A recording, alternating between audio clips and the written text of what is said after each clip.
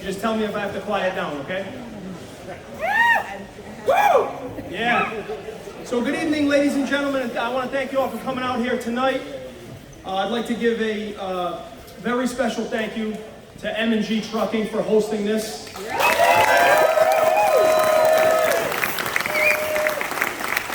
a very important night. As you can look around and you look throughout the crowd, you can see many of us have showed up, so that's great, and thank you all for being here. I'm going to start off, I'm going to introduce myself. My name is Shane Pichet. I'm a small business owner here in Rhode Island. And last week I was asked if I would be the MC for tonight's event. And let me say I was extremely honored and I was humbled. And I'm grateful to have the opportunity to stand here and talk to all of you on this very important occasion. Tonight we have an opportunity. And it's time to make the change that we so desperately need. Yes! As you can see this evening, when you look around this crowd, you look at the people, our friends, our family, and our neighbors, you realize that this is not about party. This is not about Republicans. This is not about Democrats. This is about our state. This is about our country. This is about being an American. It's about living in Rhode Island.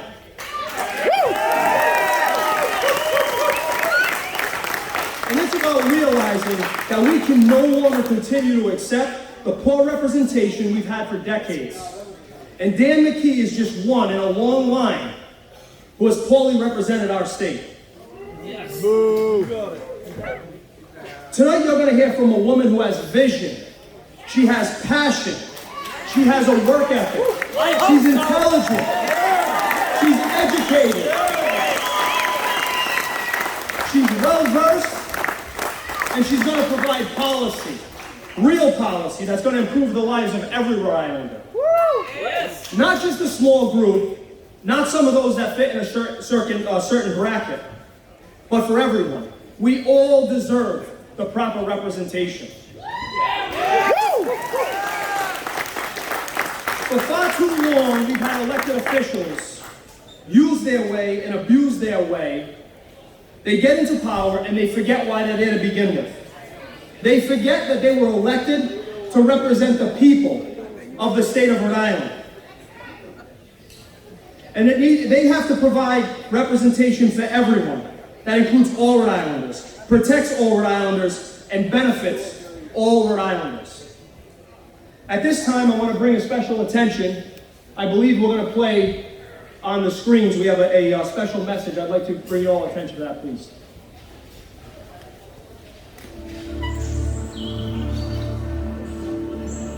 The American dream says if you follow the rules, work hard, and do a good job, you should be able to live, work, and raise a family where you want to. But in Rhode Island, the promise of the American dream is out of reach for many. For decades, our leaders have fostered a system that puts politics and power over people and prosperity. A system that rewards those who pay to play rather than those who do what's right.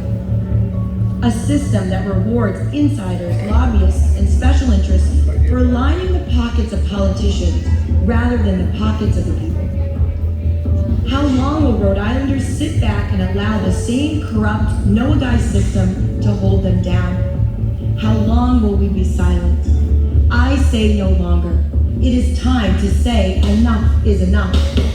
It is time to reclaim our voice, reclaim our hope, reclaim our future, and reclaim our state.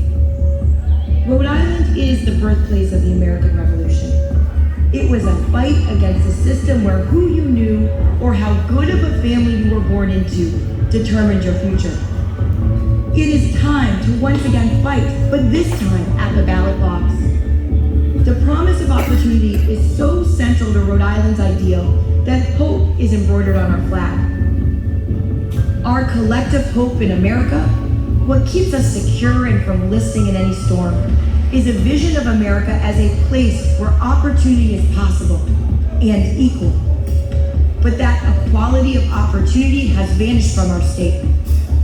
I am running to be your next governor to ensure that every child in this state, regardless of zip code, race, or religion, has a chance to succeed, has a chance to prosper, to better their life without the constraint of a broken system telling them they can't or shouldn't. I am running to ensure that every child has access to a world-class education, a roof over their head, clean air to breathe and water to drink, safe streets to walk down, an economic opportunity that is not simply for the few, but is for the many. I am Ashley Kalus, and I am running to be your next governor.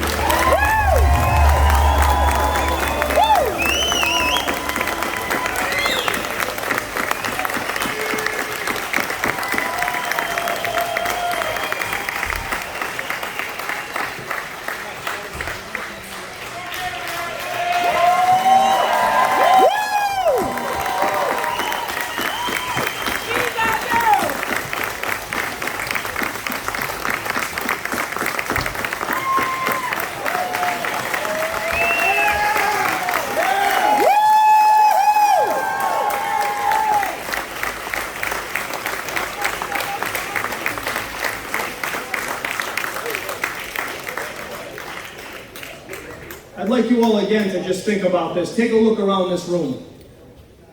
This is how it is, guys. This is possible. This is what we need for Rhode Island.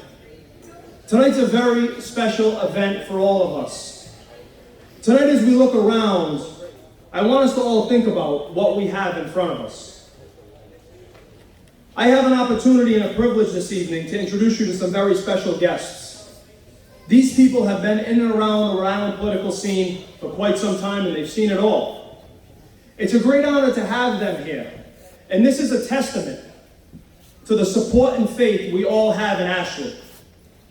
So at this time, it's my pleasure to introduce one of the realest, most genuine, and straight-up guys I've ever met. He spent his career with the Coca-Cola Company. He's a lifelong Democrat. He's the former mayor of the town of North Providence. He's the current chief of staff in the town of North Providence, and he spent many years in the political scene. And he's beloved and respected by all. Ladies and gentlemen, please help me give a warm welcome to Mr. Richard Foster.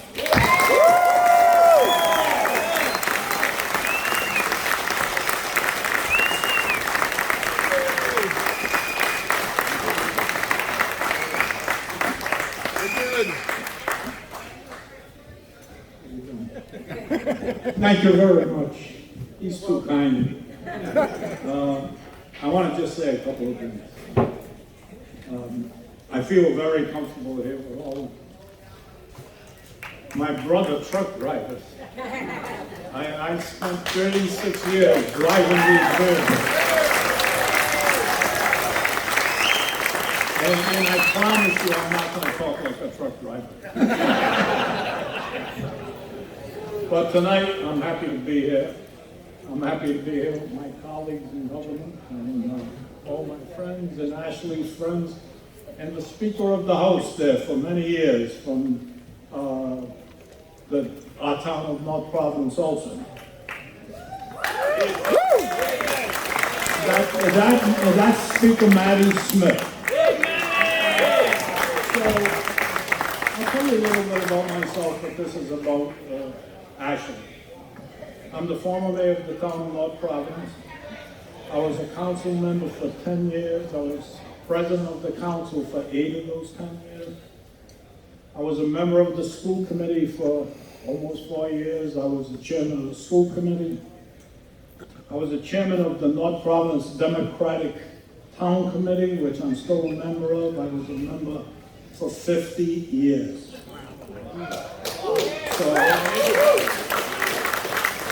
So I'm obviously a lifelong Democrat, but this is not my first rodeo. We did this once before, and there's a couple of people in this crowd that were with us. In 2003, I believe it was, ironically, my boss is the mayor of North Providence, myself, and you got a gentleman out there, Freddie. We started Democrats for Kachiri, and we were successful. And I'm hoping that we're going to be just as successful, and I have a good feeling about this. I've only known Ashley for a short period of time, but I was really impressed when I met her her knowledge of business, and her government and political experiences. I later learned a little more about her background and discovered that she was a very successful businesswoman with a political background which I didn't know. That's when I realized that she would be a great candidate for governor of the state of Rhode Island.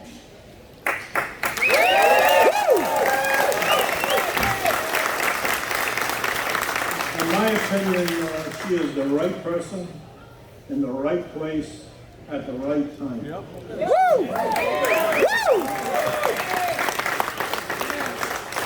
You know, I've been on the radio the last couple of days. I don't know if you people listen to talk shows. Yes. So I last Friday I decided to take a day off because I'm a bachelor. My wife is passed about 9 years ago. So I live in the same house that I raised my children. So, you know what a bachelor's apartment looks like, right? My kitchen table is my desk. My bills are there, all notes are there. I live in the kitchen, the bathroom, and the bedroom. And I have someone who comes in and cleans up, otherwise they will drive me out of town. But I listen, you know, to talk radio, and I'm listening to the major complaints. I heard from her opponent, she's not from Rhode Island. She's not from Rhode Island. And the person who's making that complaint came here from New Jersey. And you can guess it. And there's two people on WPRO, and they're both from New Jersey. And by the way, I'm listening to them. You got 3 talk shows. Morning, you have Tara Granahan, and I think she's leaning to the South. And so I'm doing my paperwork, and I got that on because I want to hear what's going on. And all of a sudden, I hear someone comes on, and his voice sounds familiar. And he goes, "Oh, Tara," he said, "Did you hear Dick Foster is supporting Ashley Kalus?" So I didn't hear that. "Oh yeah, they're starting Democrats for Kalus." So I went, and I can start this thing.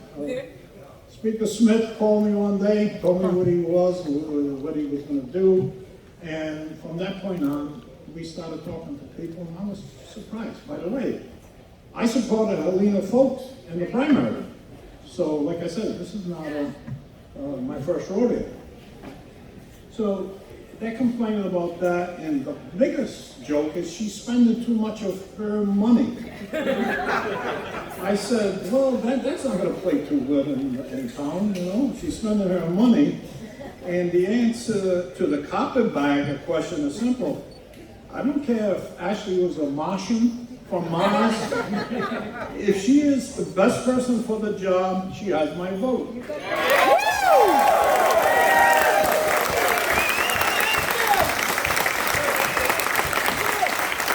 I heard someone complain about her and saying as far as her spending her own money on her own campaign, that's great. She won't have to pay back any favors, that's for sure.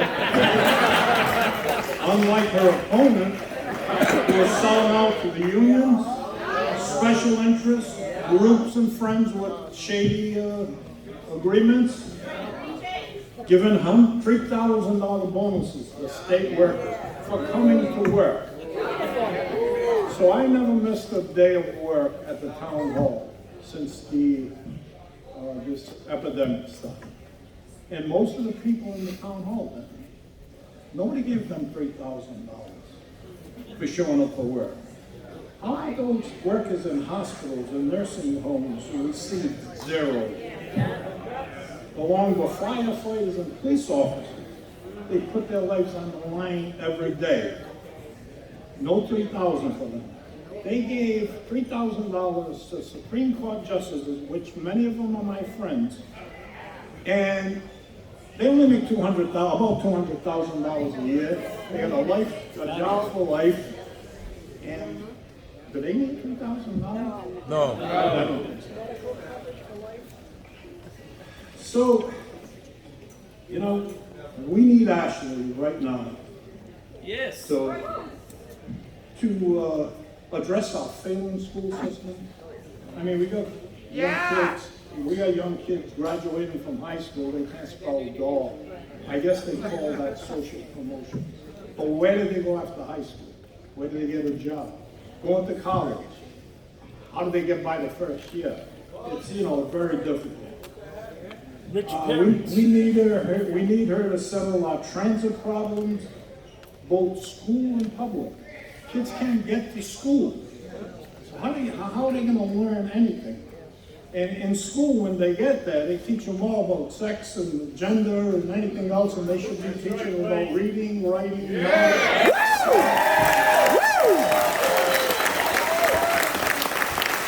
And computers. So they won't be like me. I get a computer, I think it's a TV, I'm looking for channels. And last but not least, stop this action against the tolls. Ashley asked him a question. You're appealing the tolls based on what? No answer. You mean you're appealing, but you don't know why you're appealing? You're just going to waste money. You're just going to waste money, or you're going to have tolls on not only trucks, you're going to have them on cars. So, this, tonight, I'm here to endorse Ashley Kalus for the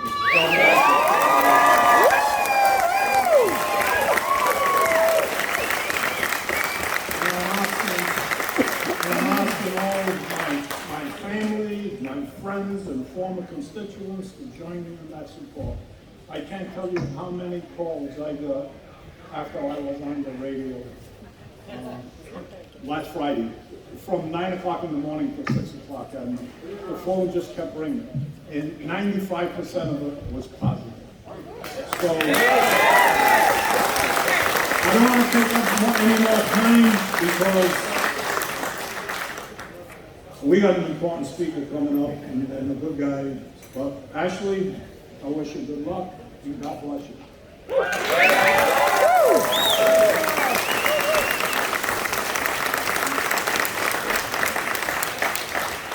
Thank you, Dick. Appreciate that. Now I want to introduce another man who really needs no introduction.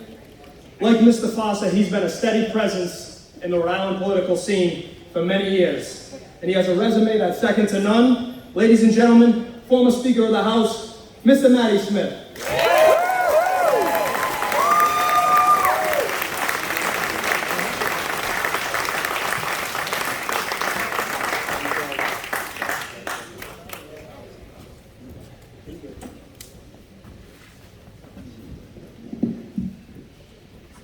Nobody can follow Dick Foster. You did all right. Look, I brought no stick. When you get old, I'm not as old as Dick, but he's got a looking, he can wear his clothes better than I do, everything hangs perfectly. God bless him. If there's any single ladies out there,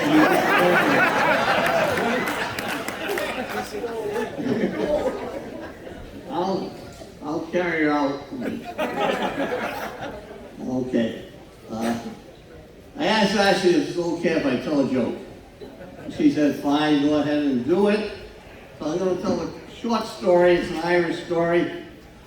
Goes back to lovely Ireland about a century ago. And if you've ever been to Ireland, the countryside is all farms. And this beautiful couple, Mike and Mary, they've been going together 7 years, and they finally decided to get married. The Irish were a little slow on the pickup. But they got married,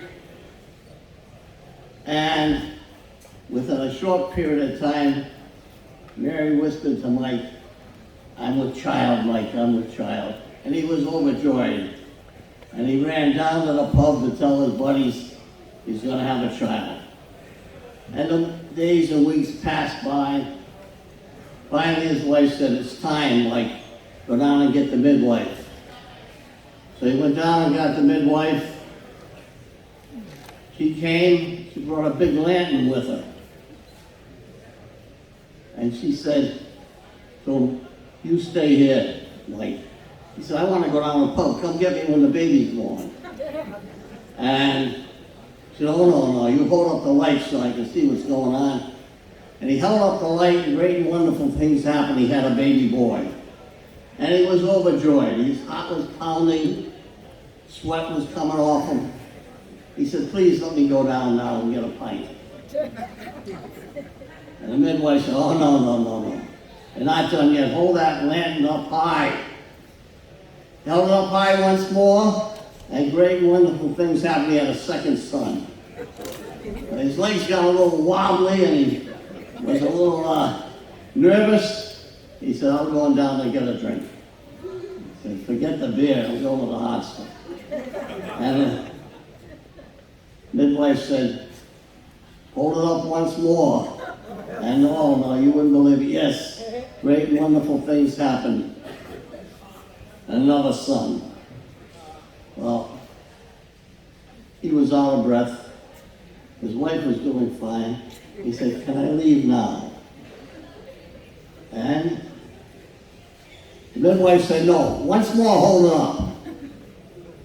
And great wonderful things happened. And he had another son, 4 sons. He dropped to his knees. He said to his wife, do you think it's the light that's attracting him?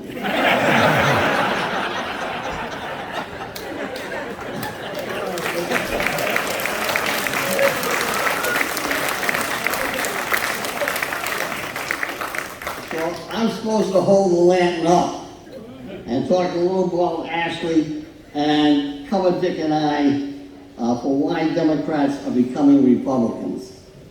And really I jotted down a few notes. Why has the Democratic Party turned to the left? It's so far to the left, they have a problem coming out of the supermarket. But they're not playing with little things, little tinker toys.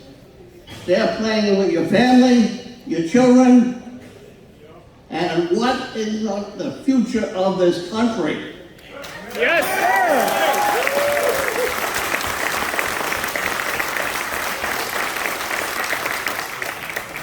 They asked Ronald Reagan, why'd you leave the Democratic Party? Reagan, in the late 30s, early 40s, was a registered Democrat and a liberal. Then he left, he became governor of California, and the rest is history.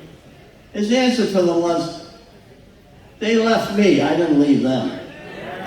And that's what's happening today.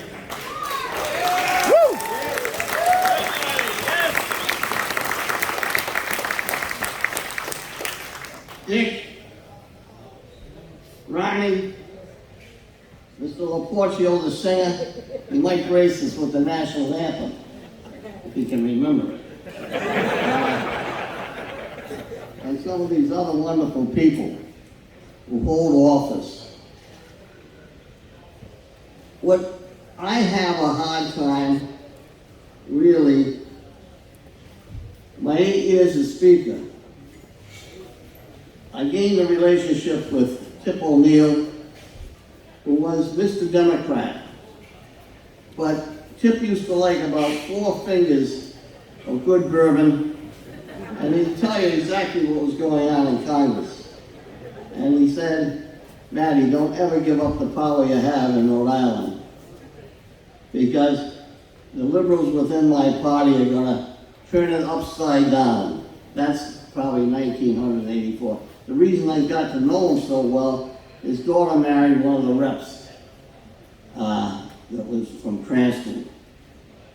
Anyway, Tip O'Neill wasn't wrong.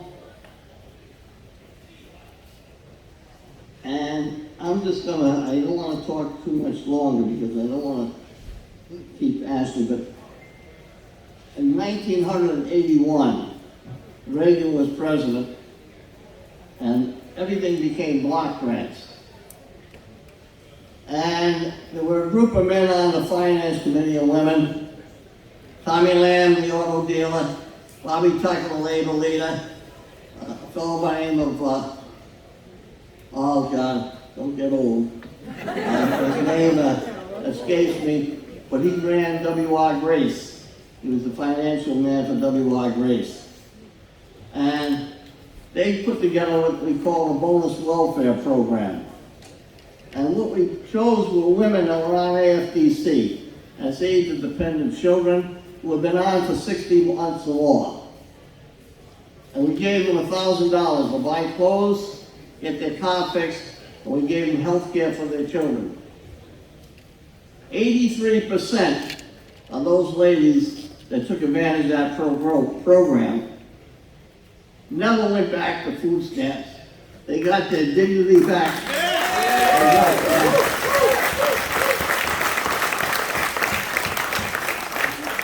And I'm ashamed to tell you this, but the program ended because the director of social welfare did not want to lose the clients, and he wouldn't put notices in the checks as to this program.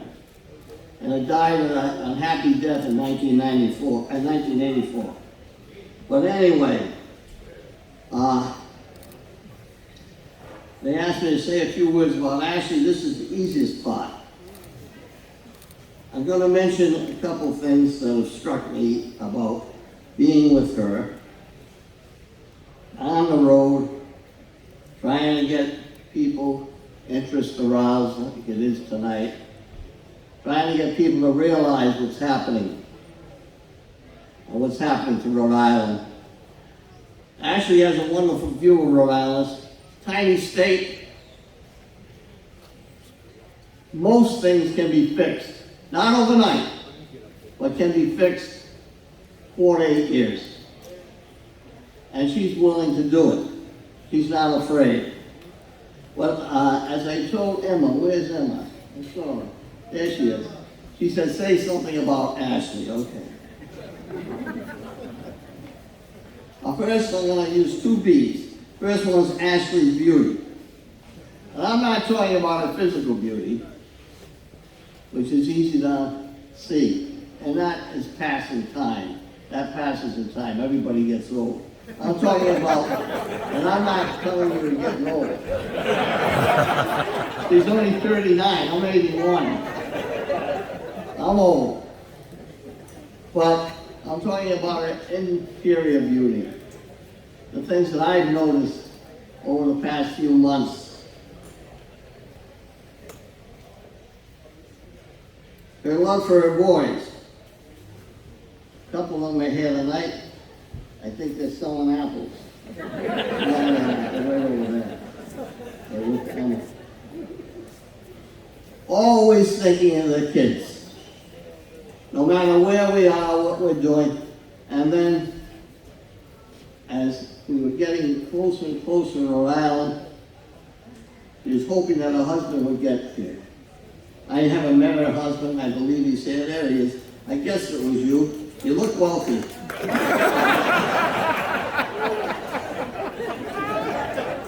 that all right? You gotta make the people laugh because when they introduce you. No, I apologize for that. That was only a rude comment. He always talks about her husband getting here, closing up the business in Chicago, getting back to Rhode Island. What I also notice about her is the way she treats people. She doesn't talk down to people. Politicians have a terrible, terrible habit of talking down to people. Even on the phone, she treats everyone with courtesy. Those are the traits you look for in a human being that is caring. Secondly, Ashley's brains. I've been with a lot of people. I've been in politics a long time. I started in 1968, as a speechwriter. Some of you weren't even born. You were 8. I remember you though, we tried to get you the vote. We gave you look good for 8 though. Ashley's brain. She's a quick study. What amazed everyone, especially me, is the ability to absorb the budget. Now, if you ever looked at the state budget, it's 880 pages plus 2 supplements. And it's the most confusing damn thing on purpose. She was able to consume that, absorb it, and speak to it, especially to the so-called surplus. She had the guts to oppose the soccer stadium. She had the guts to oppose the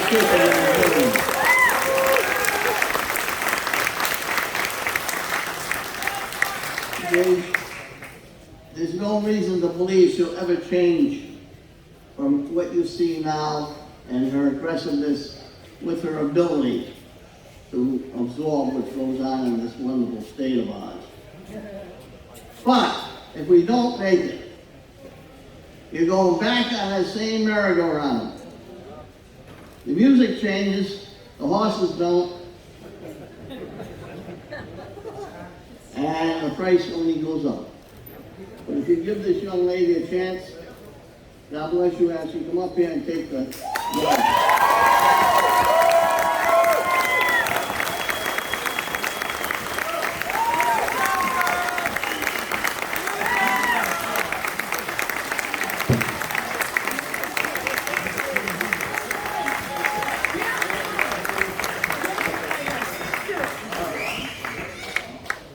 Thank you, Mr. Speaker. I'm going to bring this up just a little bit. I've got a quick little statement I want to make, and then I want to hand it over to our guest of honor here. I'd like to start off by saying that I'm a lifelong Rhode Islander, and we know we might be the smallest state in the union, but there's no question we have the biggest personality. And that's the point I'd like to make tonight. Tonight, we're here, some of us, to be introduced for the first time, and many of us to continue to hear the message that Ashley brings forward. And that's the thing about Rhode Island. We're full of a lot of characters and a lot of big personalities. And I haven't met too many people with as strong of a character and as big a personality as Ashley Kalus. Ashley's tough. Ashley's a fighter. She's tenacious. She has a never-say-quit attitude. And if anyone's watched her over the last year, her work ethic is second to none. She's been absolutely everywhere, every single event. Many people who seek this office, they sometimes attend these events. In and out, quick photo op, and see you later. Not Ashley. She makes her presence felt, and as the speaker pointed out, she treats everyone as if she's known you forever. These other elected officials, they don't really care. They don't really care what you have to say. They patronize you, and then they never serve. Ashley embodies everything about Rhode Island. And it's funny because you hear that I'm not from around here. Well, I'm going to tell you, I've been here for 37 years. I was born and raised here. And if she's not from here, you could have fooled me. Yep. She has every quality and every characteristic of a true Rhode Islander.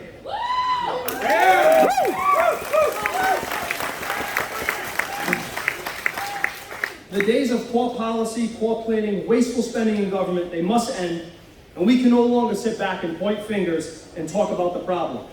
Everybody in this room can point at problems. We all have the ability to point at problems. Very few people possess the ability to solve problems. Not only can they come up with a solution, but have the ability to execute that solution.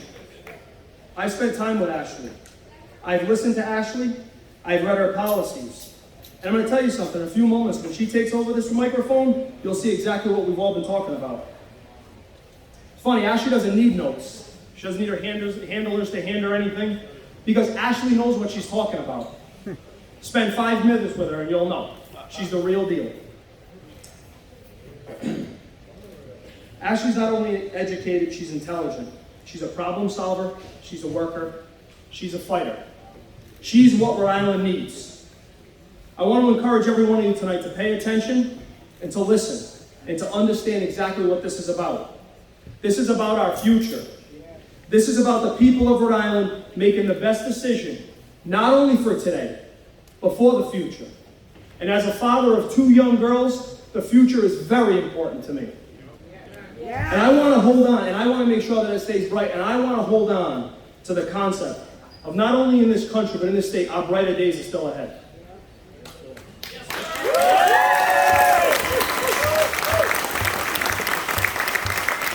We cannot allow this woke, far-left, progressive movement to destroy our education system.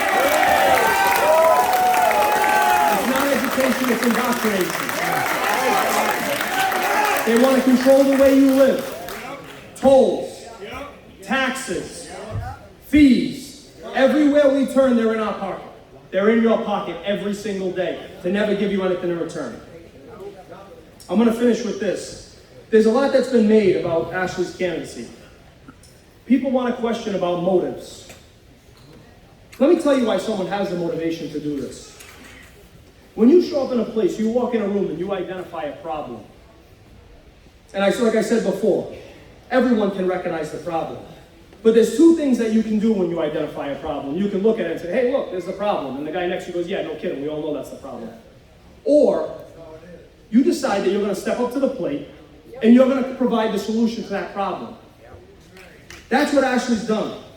That's what Ashley's going to do as governor. She stepped up and said, you know something? I have the intelligence, I have the education, I have the intestinal fortitude, and I'm going to go fix a problem.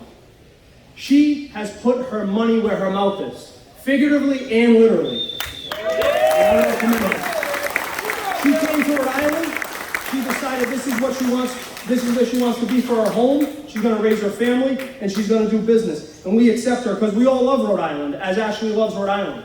Summer, winter, spring, fall. We live in the best state in this country. I don't care what anyone says. The problem with Rhode Island is not Rhode Island. The problem with Rhode Island is the elected officials who have, for the last 5+ decades, have given us the worst representation and have failed us.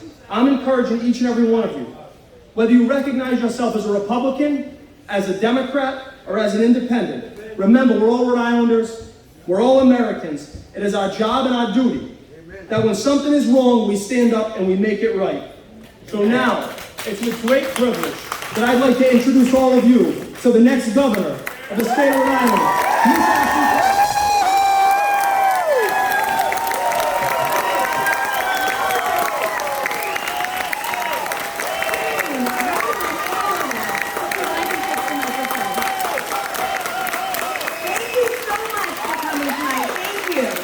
Time for the main event. Well, thank you, Shane. It's hard to follow you guys. It's almost impossible. Thank you so much.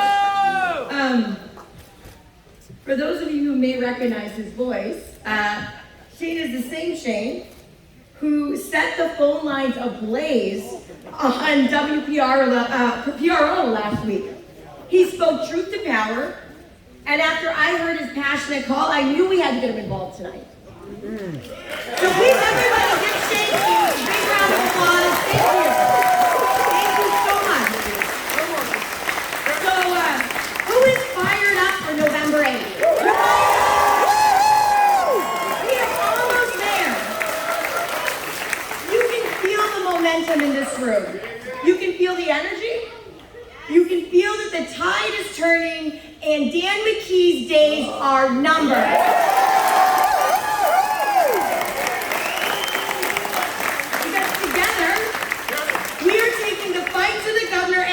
On November 8th, our voices will be heard. I want to truly thank our speakers tonight for their commitment to this cause. Speaker Smith, Mayor Fossa, thank you for your support, your wisdom, and guidance. Thank you.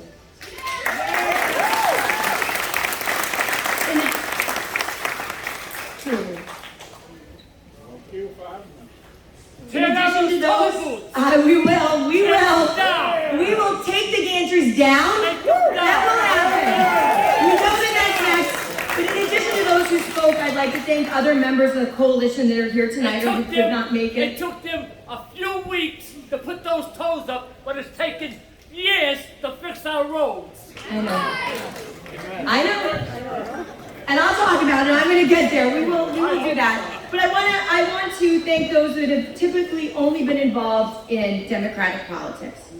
Ron Bacala, Kathleen Usler. I'm going to go through, and I hope I don't mispronounce names. Usually just my first name. My married last name is very hard. Frank DeMeo, Dottie McCaffrey, Steve Delaporto, Joanne Giannini, who's in Florida. I just called her. She says hello. Peter and Steve Macchione. Where's Steve? I saw him a moment ago, but thank you. These are individuals who have been, who've stood up.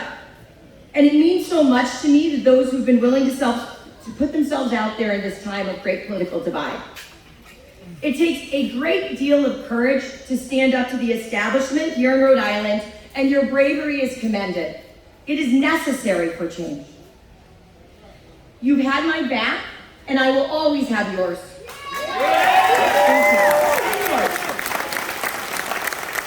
Thank you to all the individuals who are on the stage with me here tonight. Thank you. Thank you. Let's give these folks a hand, please. Thank you.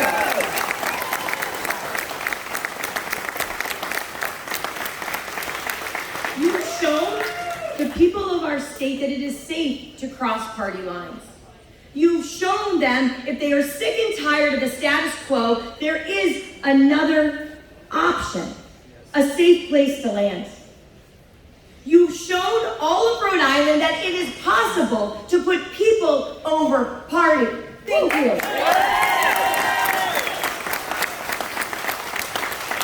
And it is that sentiment as to why we are here tonight. Because this race is bigger than any one political party. It is about the future of our state. Yes. Amen. And if we do not make changes now, it'll be too late. When I debated Dan McKee earlier this month, I was truly shocked at how uninformed he is. Now I know, Well, now I know why Juna didn't talk to him for 2 years. Listen. It's how little he knows about the policies that he claims to champion. It is clear to me he is about self-service, not public service. I will be a drastically different type of governor. Someone who cares more about getting things done than making a point. Someone who rolls up her sleeves and does the hard work to get Rhode Island back on track. Amen. My plan starts with our broken education system because an education is the great equalizer. It is what allows you to access opportunity. My administration will fight to make sure that education is a constitutional right. We will pay our teachers more, have universal pre-K, invest in technical education, rework our funding formula to ensure that communities are not left behind, and promote public school choice because no child should be trapped in a failing school. In Taylor's administration, no child's zip code will determine the quality of their education. That is my promise to you. My administration will also be deeply committed to making life easier for working families. Right now, Rhode Island is being crushed by soaring prices, and Dan McKee is doing nothing significant to ease our burden. He has the power right now to roll back the 47% hike on electricity, but he refuses. He has the power right now to suspend the 4.2% gross tax receipts on electricity, but he refuses. He has the power right now to suspend the gas tax, but he refuses. Why? Because the ideas came from me. He has put his ego ahead of the people of Rhode Island, and it's shameful. On day one of my administration, I will lower the cost to heat your home. End of story.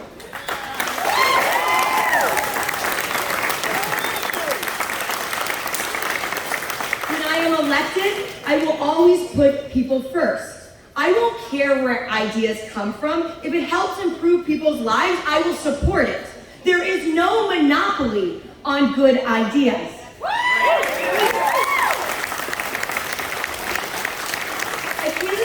leadership will also strive to keep more money in people's pockets by reducing the tax burden. Under my economic recovery plan, we will lower the income tax for families making under $150,000 a year. And anyone making under $50,000 a year, you will pay nothing. We will also reduce the sales tax to 6.25% because the cost of everyday goods is already far too high. The time to act is now, and it is not a time to play partisan games. We are exactly 2 weeks away from Election Day, and we are in for the fight of our lives. We are fighting for the heart and soul of our state. We are fighting for our children, our grandchildren, and for generations to come. If we continue down the same path that we have for the last 90 years, we will be stuck with the same failed policies that have led us to where we are. This year, more than ever, people are paying attention. They are standing up and saying, enough is enough. They recognize that decades of one-party rule has been detrimental to this state, which is why we are building such a broad-based coalition of support. Teachers, police officers, nurses, bus drivers, fishermen, and truckers. They are white-collar, they are blue-collar, moms and dads, they are from every socioeconomic background, young and old. Our supporters are from every corner of the state, from Newport to Providence, from Woonsocket to Westerly, from Cranston to Bristol, and yes, Pawtucket. I know I say that. So our movement grows stronger every single day. As we head into the final stretch of the campaign, I invite everyone in Rhode Island to join us. Our state deserves so much better than Dan McKee.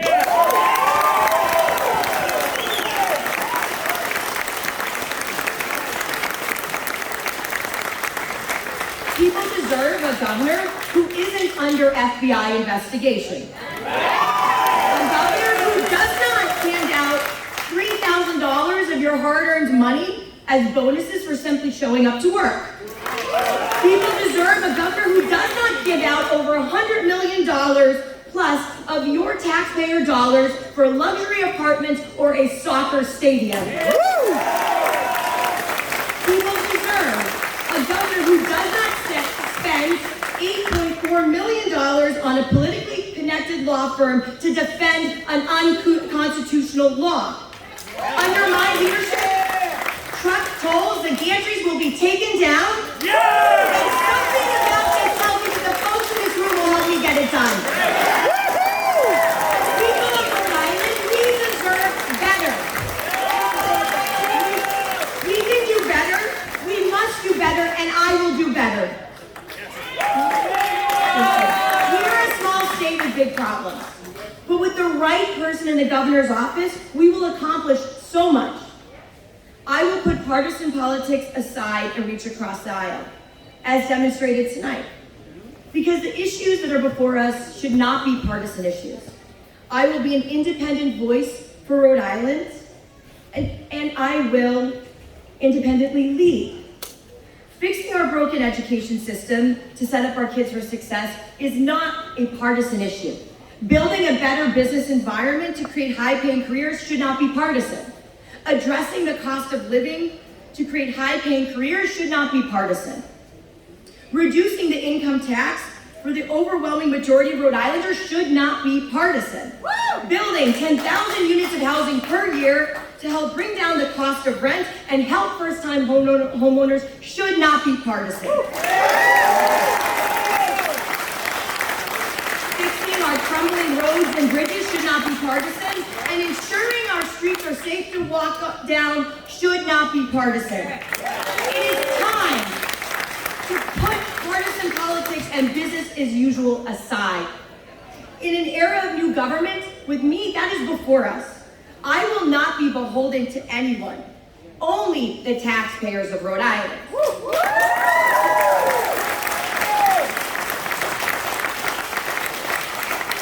But you must vote.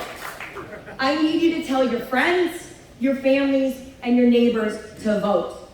Tell them that on November 8th, real change is possible. I'm Ashley Kalus, and I will always put people over party, and thank you so much for your support.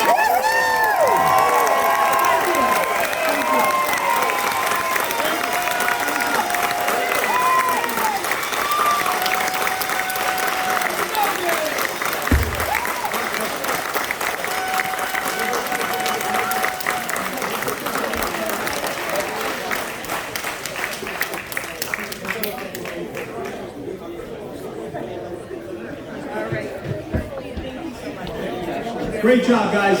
Rhode Island's next governor right there, Ashley Kalus.